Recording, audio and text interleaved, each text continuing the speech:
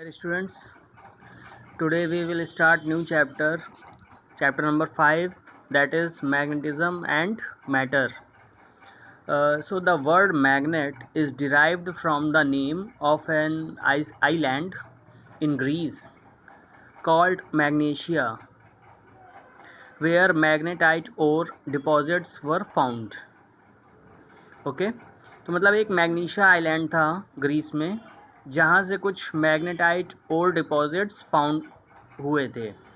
ठीक है, और इस मैग्नेटाइट ओर में ये प्रॉपर्टी थी कि ये आयरन कोबाल्ट निकल और स्टील, आयरन कोबाल्ट निकल और स्टील, इनको ये अट्रैक्ट करता था।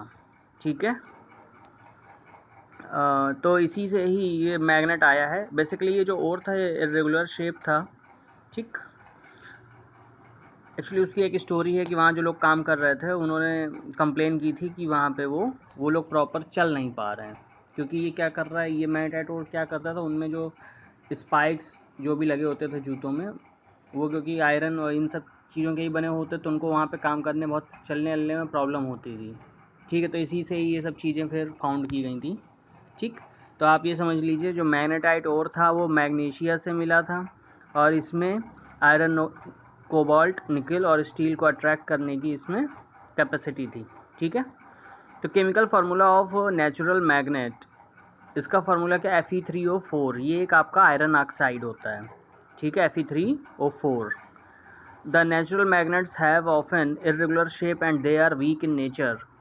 ठीक है, तो जो भी नेचुरल मैग्नेट्स होते हैं वो कि इरेगुलर इन शेप होते हैं और वीक इन नेचर होते हैं। ये जैसे फिगर बना हुआ है, एक नेचुरल मैग्नेट है जो कि इरेगुलर इन शेप है। फिर बात आती है आर्टिफिशियल मैग्नेट्स की। तो artificial magnet, it is found that a piece of iron और steel can acquire magnetic properties on rubbing with a magnet. ठीक है, तो मतलब आयरन या स्टील जो है, अगर उसको आप मैग्नेट से रब करते हैं तो उसमें मैग्नेटिक प्रॉपर्टीज़ आ जाती है। Such magnets made out of iron and steel are called artificial magnets. ठीक है, आप उनको मैग्नेट से रब करेंगे आयरन और स्टील के पीसेस को, तो उनमें मैग्नेटाइजेशन हो जाता है।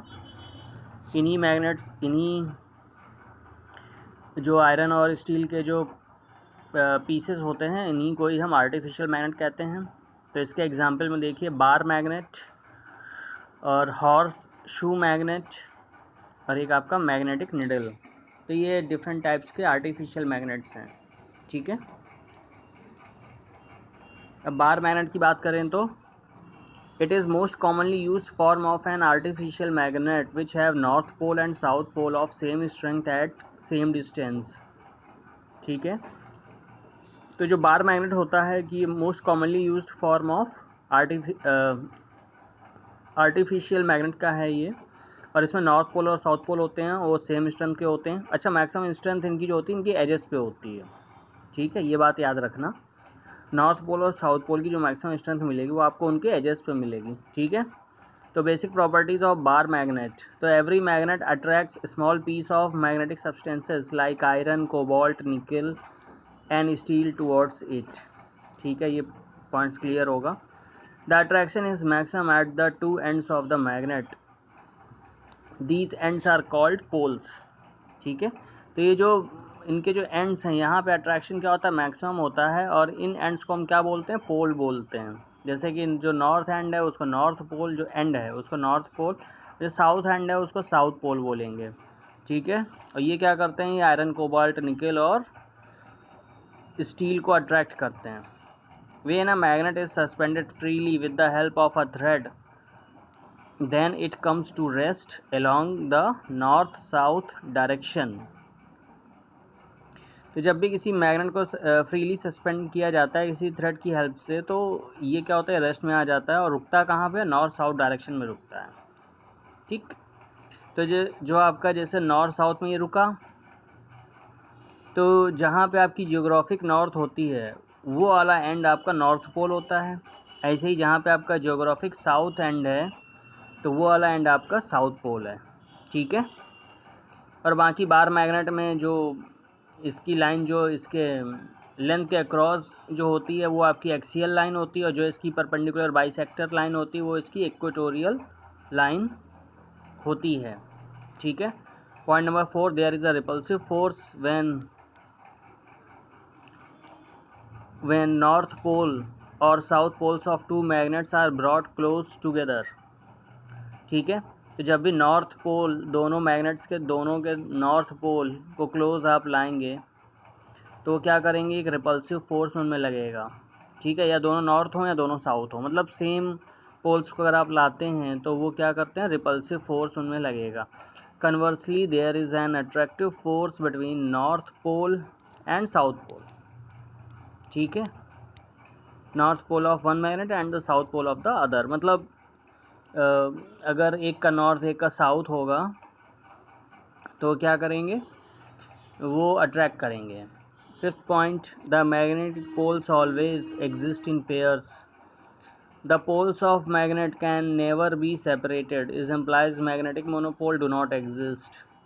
तो ये क्या बात है कि इसमें देखिए, magnetic poles always exist in pair. Magnetic poles जो होंगे वो हमेशा पेयर्स में एग्जिस्ट करेंगे।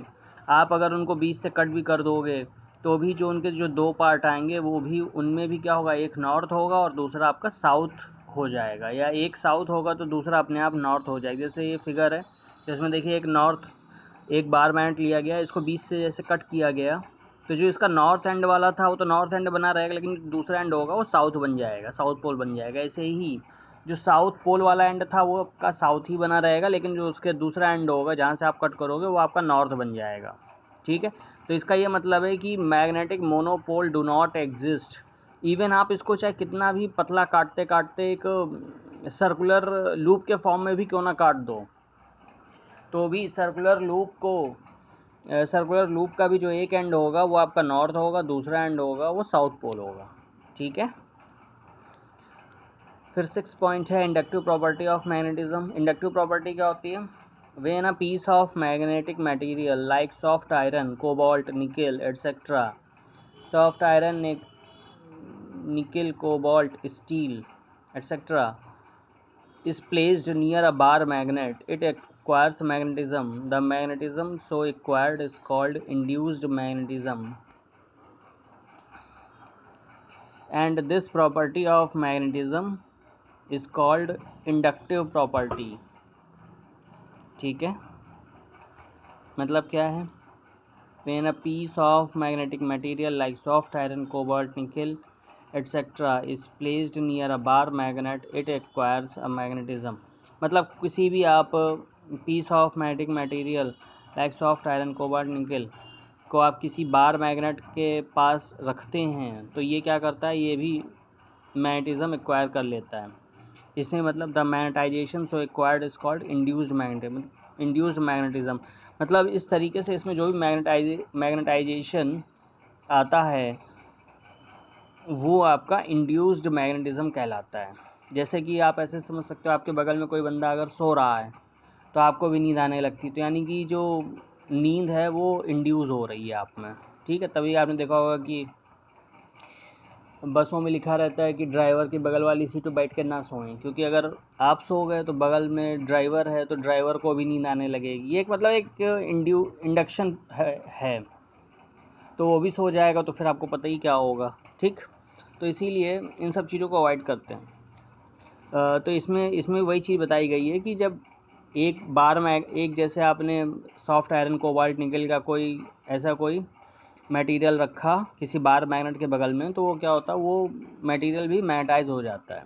इसी को ही इंडक्शन या इंडक्टिव प्रॉपर्टी ऑफ मैग्नेटाइजेशन कहते हैं, या इंड्यूस्ड मैग्नेटिज्म कहते हैं। ठीक है। लास्ट पॉइंट है, the earth behaves as a magnet with the magnetic field pointing approximately from geographic south to north. ठीक है। आप इतना याद रखना कि मतलब इसमें क्या है, फिर से समझ लो, इसकी जो अर्थ क्या है, एक earth behaves as a magnet. Earth क्या होती है, मैग्नेट की तरीके बिहेव करती है with the magnetic field pointing approximately from geographic south to north. मतलब ये क्या करती है, जो पॉइंट करती है geographic south to north point करती है। ठीक है। मतलब उल्टा, ये आप समझ लो। वैसे भी समझो कि अगर अर्थ जो है, मतलब अर्थ की मैग्नेटिक फील्ड अगर साउथ टू नॉर्थ है, तो इसीलिए जब नीडल जो रुकती है वो अपोजिट डायरेक्शन, जैसे ये साउथ नॉर्थ है, तो जो ये मैग्नेटिक नीडल रुकेगी ये अपोजिट डायरेक्शन में रुकेगी, ठीक, मतलब इसके अपोजिट। अर्थ की मैग्नेटिक फील्ड मतलब रिवर्स डायरेक्शन में, ठीक है, क्योंकि तभी तो अट्रैक्शन होगा, नहीं तो ऐसे तो रिपल्सन हो जाएगा, ठीक। तो ये बात समझ लीजिए, अर्थ की मैग्नेटिक फील्ड रिवर्स है, ठीक। Okay, thank you.